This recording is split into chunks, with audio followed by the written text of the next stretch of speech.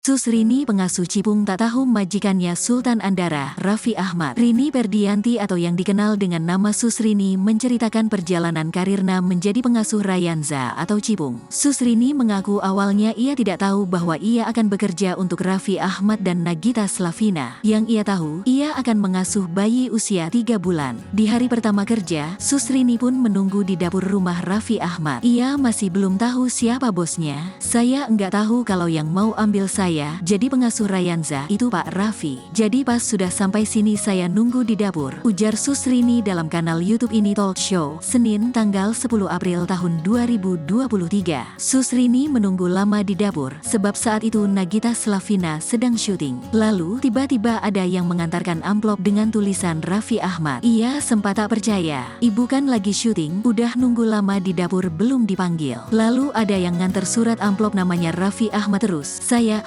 masa iya sih, ucap Susrini.